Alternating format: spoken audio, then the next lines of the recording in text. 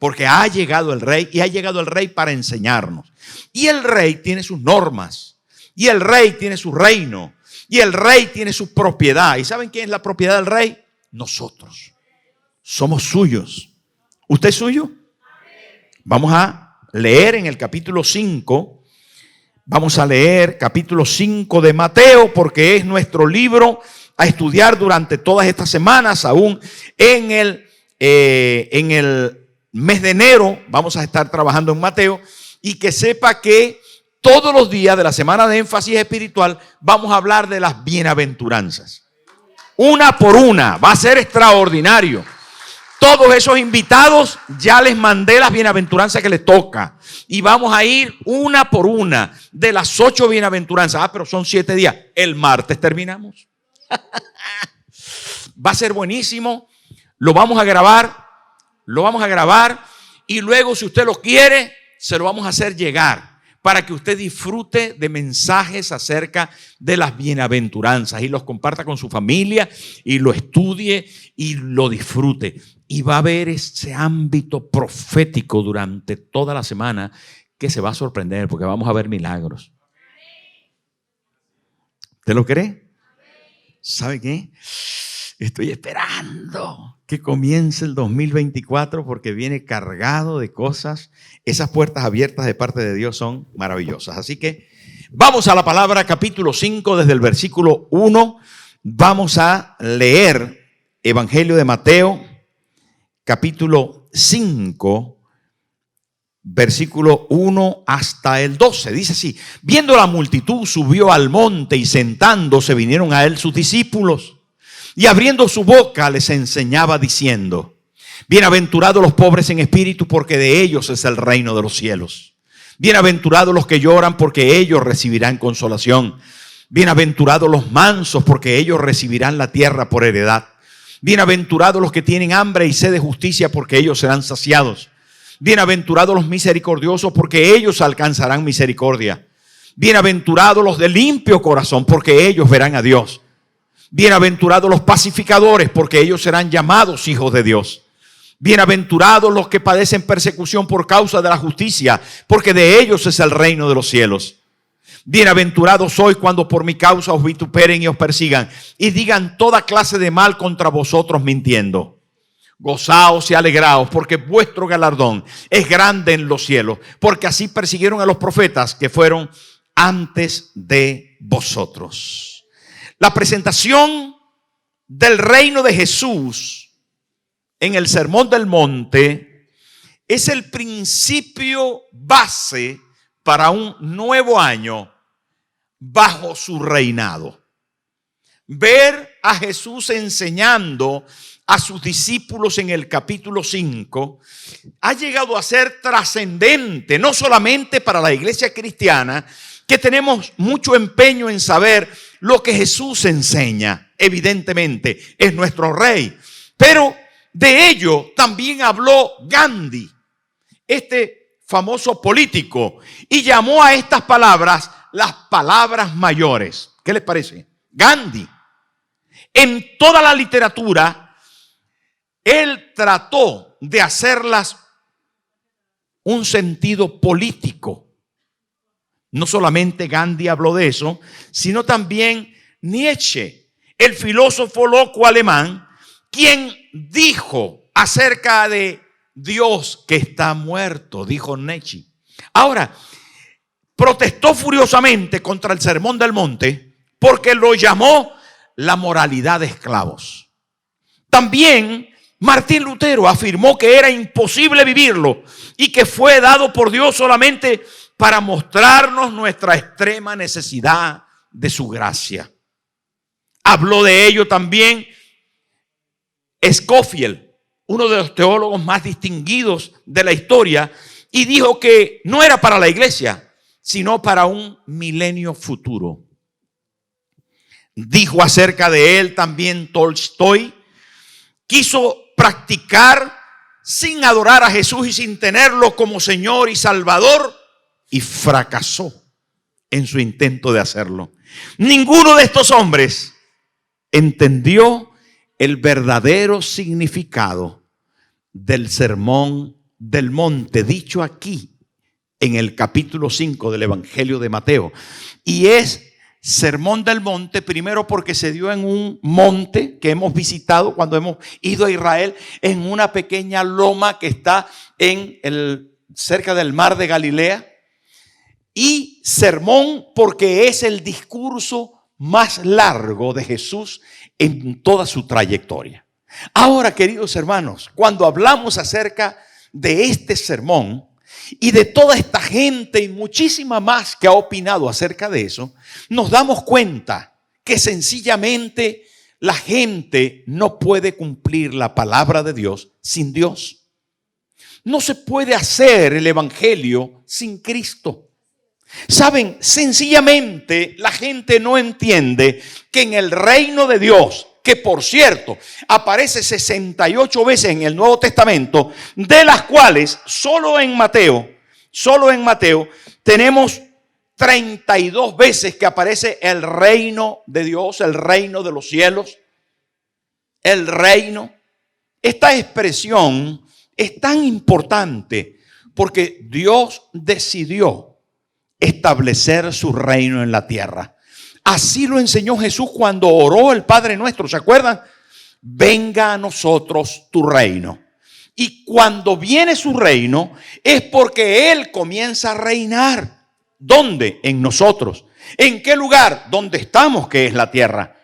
En el territorio donde nos encontramos y teniendo como señorío y determinación una influencia importante sobre nuestra vida.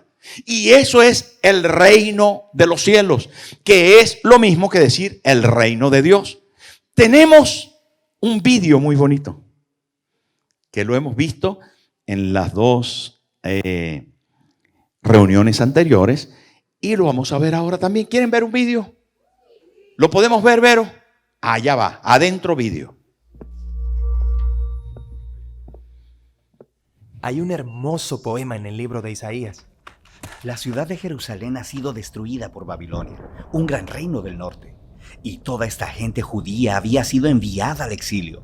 Pero algunos permanecían en la ciudad y se preguntaban, ¿qué está pasando? ¿Nos abandonó nuestro Dios? Sí, porque se suponía que Jerusalén sería la ciudad desde donde Dios reinaría sobre la tierra, trayendo paz y bendición a todos. Ahora, Isaías estaba diciendo que la destrucción de Jerusalén era un mal que ellos mismos habían causado, pues se habían apartado de su Dios, corrompiéndose. Así que su ciudad y su templo fueron destruidos.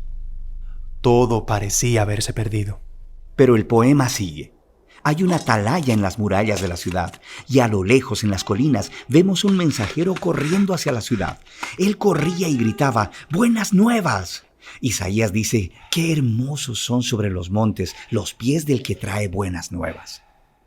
¡Hermosos pies! Sí, son hermosos, porque traen un hermoso mensaje.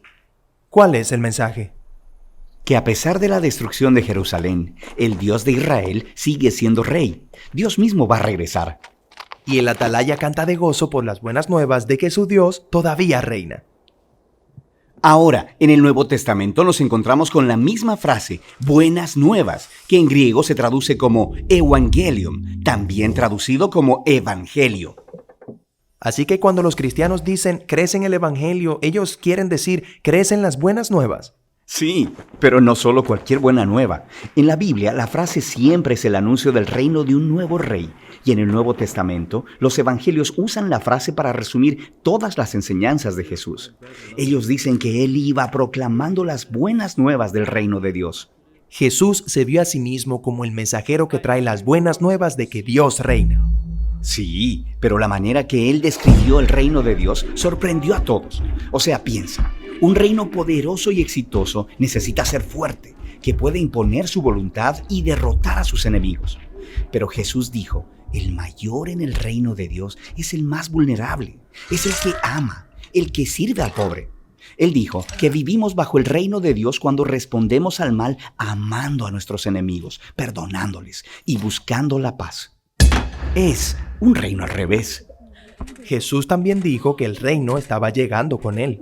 Sí, por ejemplo, hay una historia interesante donde hay un oficial romano de alto rango y él viene a Jesús rogándole que sane a su siervo. Y él incluso llama a Jesús su Señor y reconoce a Jesús como su autoridad. Y Jesús alaba a este hombre por reconocerlo como nadie lo había hecho todavía. No solo que Jesús estaba anunciando el reino de Dios, sino que era rey.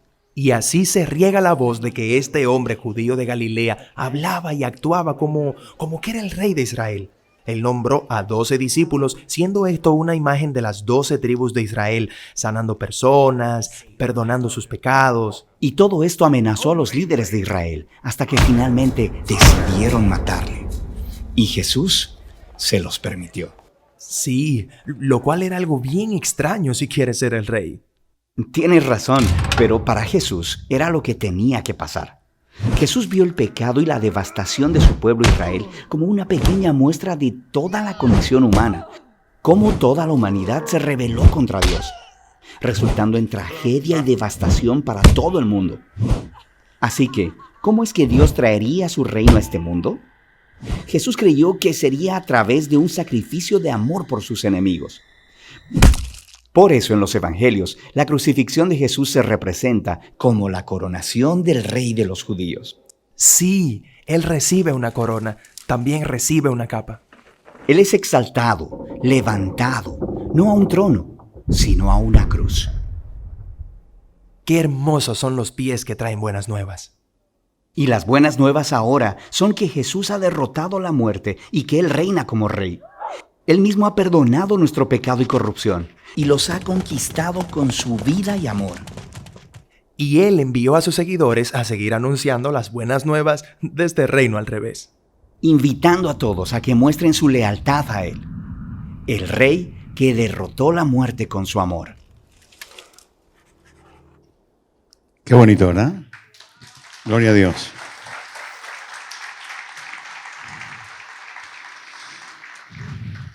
Hermano, el reino es un país. El reino son unos súbditos. El reino es un rey gobernando. El reino son unas normas. El reino es una directriz y tiene un propósito, y es hacer la voluntad del rey. ¿Saben? Cuando hablamos de reino, estamos hablando de un sentido profundo en la palabra de Dios. De alguna forma, Dios intentó darle ese reino a Adán y lo despilfarró, lo dañó. El pecado entró y Adán no hizo lo que Dios como rey quería. Después Dios levantó a un pueblo y el pueblo no hizo lo que Dios quería, por lo tanto quedó cautivo en Egipto. Y levantó a un libertador que se llamaba, ¿cómo? El libertador en Egipto se llamaba Moisés. Y Moisés sacó al pueblo de Egipto y lo llevó por el desierto y les dio unas tablas de la ley para que el pueblo se pudiera gobernar y obedecer lo que el rey Dios había establecido a través de su líder Moisés. Pero no pudieron, fracasaron. Y la historia continúa haciendo saber que el Antiguo Testamento termina con la palabra maldición, condenación. Quiere decir esto. ¿Saben qué? Cuando nosotros vemos en el Antiguo Testamento al pueblo de Israel, vemos a un pueblo frustrado, fracasado, que no dio en el blanco, porque no pudo de alguna manera vivir conforme a la voluntad de Dios que le permitiría la felicidad. Pero cuando comienza el Nuevo Testamento, ¿saben qué sucede? Que de repente vemos a un nuevo mensajero, vemos a un nuevo mensaje, vamos a decirlo de alguna forma, vemos a un nuevo Moisés, que otra vez va a Egipto. ¿Se acuerdan de lo que hemos estado hablando en estos días? Que Herodes intenta matar al niño y el niño es llevado por José y por María. ¿A dónde? A Egipto. Y dice Oseas, capítulo 11, versículo 1, de Egipto llamé a mi hijo.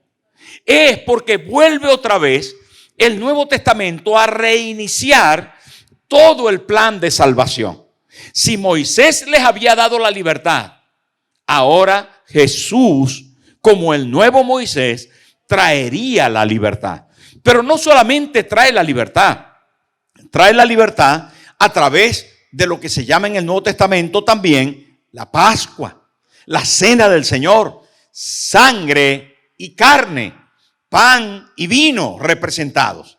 Pero ¿saben qué sucede? Que Jesús viene de Egipto, como los grandes pensadores, como los grandes políticos, como los grandes personajes de ese momento histórico tenían que pasar por Egipto, porque Egipto era la potencia mundial de aquel entonces.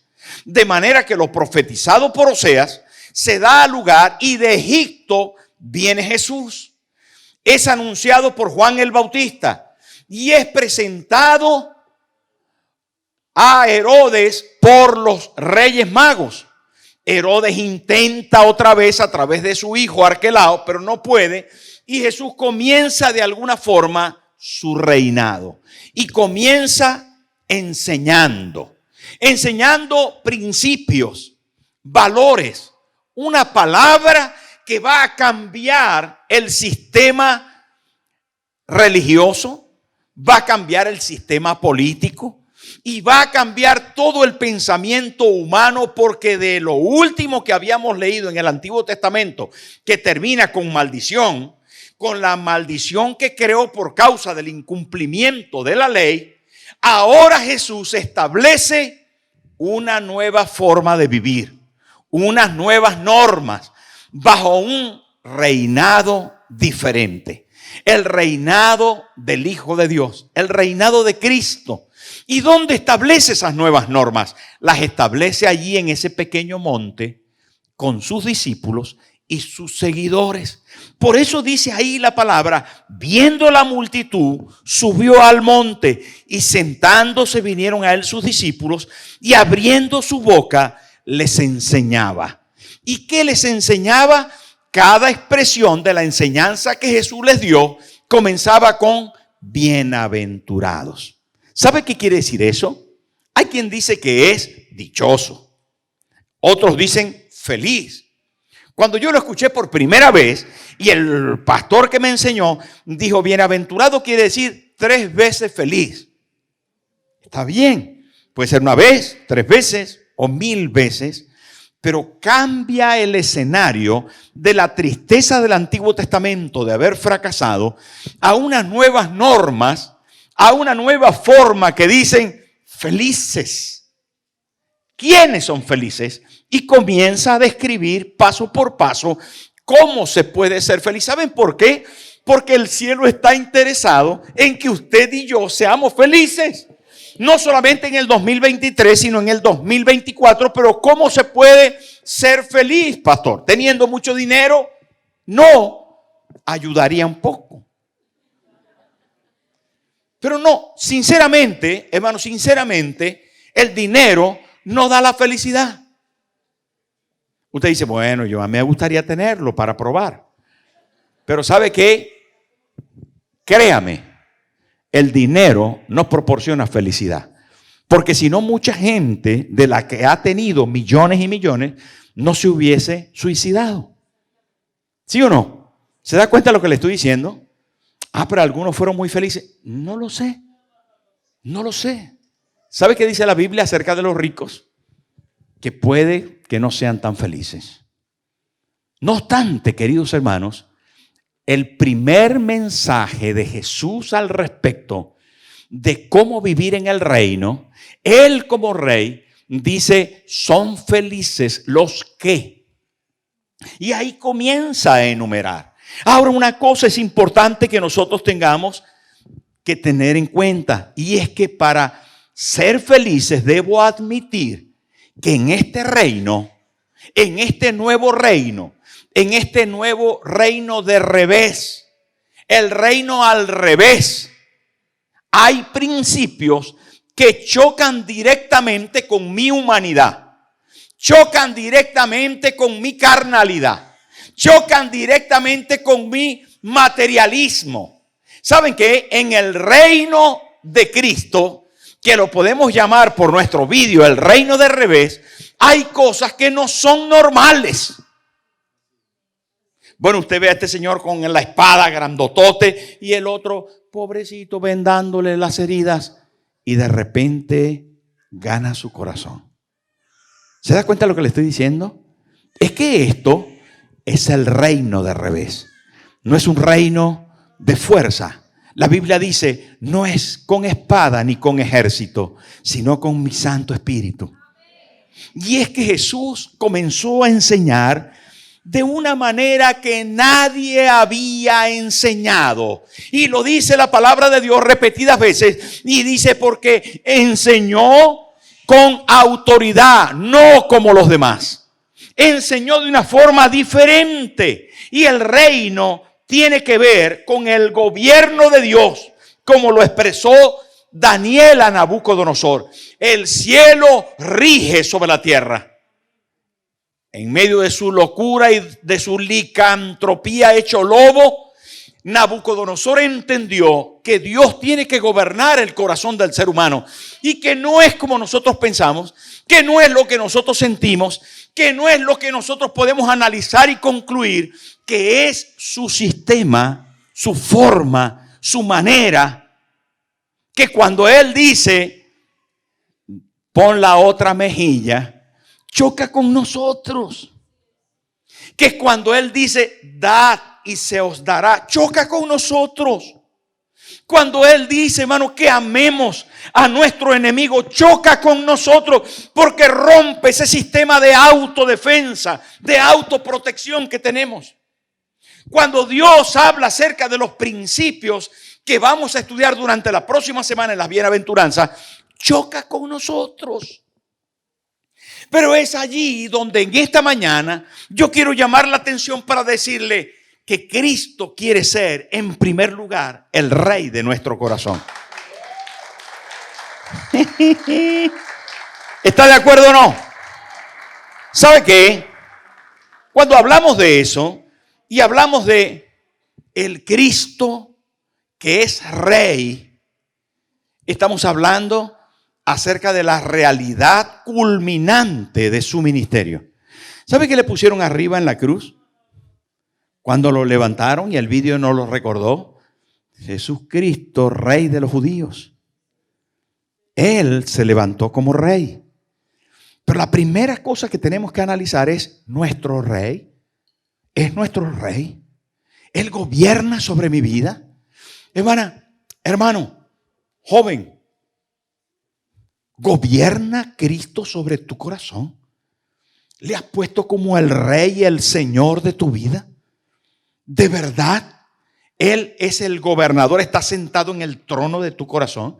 Es bueno analizar esto, porque muchas veces no lo consideramos. Nos gusta venir el domingo, es bonita las canciones. El pastor predica, ay, me gusta la palabra, me da paz, me hace sentir que estoy cumpliendo. Pero la verdad es que tenemos que analizarnos, ¿es Cristo el Rey de nuestro corazón? Porque cuando el Evangelio lo presenta repetidas veces de que hay un reino y que el reino de Dios debe venir a nuestra vida, es porque el Rey debe gobernar y debe ser el dueño absoluto de tus actos. Y tienes que proceder, tienes que andar, tienes que comportarte conforme a sus principios. Hermano, ¿sabe qué? En la medida que nosotros entendamos sus principios y pensemos que son practicables y que con su fuerza yo lo voy a poder lograr, entonces vamos a entender no solamente que Cristo en mi vida es el Rey, sino que lo que el Rey dice, yo lo hago. Y esa sería nuestra segunda parte. El segundo punto, tengo un Rey. Y tengo un Rey que estaba profetizado y que vino para liberar mi vida y para darme cosas que yo necesito. Ahora, ese Rey establece principios que yo debo atender. Hay unas normas. Si usted viola las normas, recibe, ¿verdad?, el castigo. Si usted acierta, cumple con las normas, usted recibe la bendición. En la reunión pasada, Gaby contó una historia muy sencilla que fue a Castellón con la familia y allí dejaron el coche mal aparcado porque no vieron la insignia de vado. sino que la insignia estaba, el vado estaba puesto abajo. Y en Madrid normalmente pues está a la vista, está arriba. Pero allí en Castellón estaba abajo y ellos no lo vieron y dejaron el coche ahí y pensaban que el coche se los había robado. Pero se les ocurrió llamar, no estará en el depósito de coches que se lleva la grúa. Pues ahí estaba, sí, aquí está su camioneta. Puede venir a buscarla, pero tiene que pagar la grúa y la multa. Entonces, ellos desconociendo que allí la posición de la señal de vado, de prohibido aparcar, estaba en la parte de abajo, desconociendo eso, ¿verdad? Sufrieron las consecuencias. Saben, hermanos, cuando nosotros conocemos o desconocemos los principios y valores que tiene la Biblia y no los cumplimos, no importa que los conozcas o no los conozcas, recibirás las consecuencias. Recibirás las consecuencias. El caso es que cada principio establecido tiene su favor y tiene su juicio. El tema es, ¿lo cumples o no lo cumples? Si estás bajo autoridad y si estás bajo un reino y rige tu vida un rey, entonces tendrás que hacer lo que el rey dice o correrás las consecuencias. ¿Me expliqué? Ahora el cumplimiento tiene favor, tiene recompensa, tiene bendición. Por eso cada una de las expresiones que encontramos en el capítulo 5 comienza con felices, bienaventurados, dichosos los de limpio corazón. Dichosos los pacificadores, dichosos los que tienen hambre y sed de justicia, dichosos, y comienza a decir, bienaventurados los pobres en espíritu. Mañana vamos a hablar de eso. ¿Usted va a venir? Bueno, le espero aquí. Me toca a mí el primer día. ¿Y saben qué? Y cuando dice, bienaventurados los pobres en espíritu, dice como consecuencia, dice, porque de ellos es el reino de los cielos. Hay bendición en el cumplimiento. Cuando yo tengo a Cristo como Rey y conozco sus normas y sus principios y los pongo en práctica, ¿sabe qué? Dios garantiza que me va a bendecir, que tengo una recompensa, que hay futuro para mi vida, que me va a ir bien. Y cuando estamos en este día, y tengo que terminar, pero cuando estamos en este día, hermano, final del año, y que hacemos propósito hacia el nuevo año, ¿saben qué nos quiere decir el Señor hoy? Cumple mi palabra y déjame ser tu rey. Yo quiero ser tu rey. Si Jesús, hermano, no está en tu corazón como el Rey y el Señor, entonces hay otro que gobierna tu vida. Se llame el yo personal, se llame mi esposa, mi esposo, mis hijos, mi suegra, mi cuñado, el banquero, el dinero, la empresa. Quien gobierna en tu corazón es tu rey. Y saben, de forma sencilla, antes de empezar a ver cada una de las normas, me gustaría preguntarte, ¿de verdad Jesús es el Rey de tu corazón? ¿De verdad tú conoces su palabra y quieres conocer cómo vivir en su reino? ¿De verdad anhelas el cumplimiento de las promesas que Él dice que te van a hacer feliz? ¿Lo crees? ¿Lo quieres? Y en esto consiste el Evangelio de Jesucristo. El Rey instalando en nuestro corazón sus normas y nosotros cumpliendo. Y cuando eso sucede, hermano, tu vida cambia. Comienzas a ver tu recompensa. Comienzas a ver cosas extraordinarias que aparecen en Él. Esto no quiere decir que va a estar ausente el sufrimiento. No quiere decir que va a estar ausente el quebrantamiento. No. Lo que quiere decir es que te va a garantizar que hay una vida eterna con Cristo y que vas a tener a consecuencia de tu cumplimiento bendición. Vas a tener bendición. Y si no, pregúntame algunas cosas al respecto de eso. Pregúntale a algunos hermanos que vieron la mano de Dios al cumplir estos principios. Y vas a ser, hermano, una influencia tal que lo que está a tu alrededor va a cambiar. Unos pasajes más adelante, termino con eso.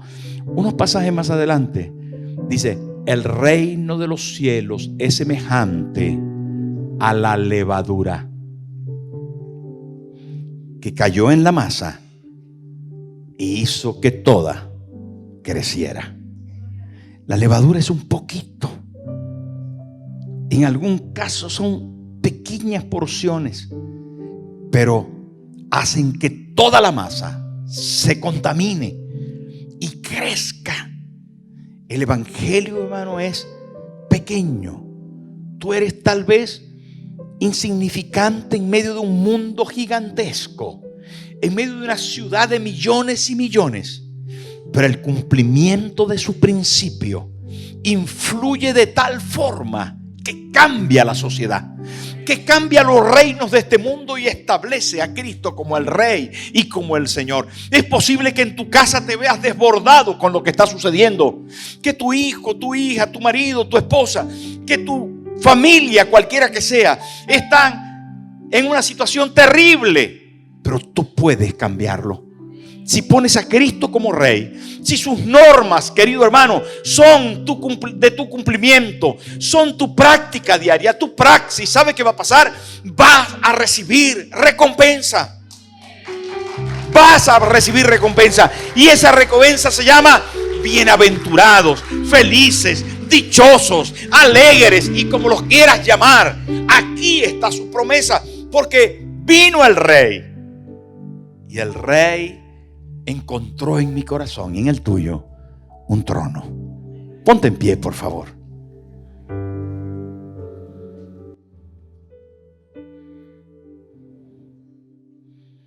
Cierra tus ojos. Dejar gobernar al Rey es una garantía, hermano. Suelta la vara de mando. Dile a las circunstancias que suelten de tu vida la vara de mando, y coge esa vara y dásela al Rey Jesús. Dile: Señor, gobierna tú. Con tus ojos cerrados, extiende tu mano derecha hacia arriba y dile: Señor Jesús, esta mañana yo quiero darte mi vida para que tú reines completamente en mi vida, en mi familia, en mi economía, en mi salud. Hoy entrego mi vara de mando. Hoy te declaro el Rey de mi corazón. Toma mi vida para siempre, en el nombre de Jesús. Amén. Amén y amén.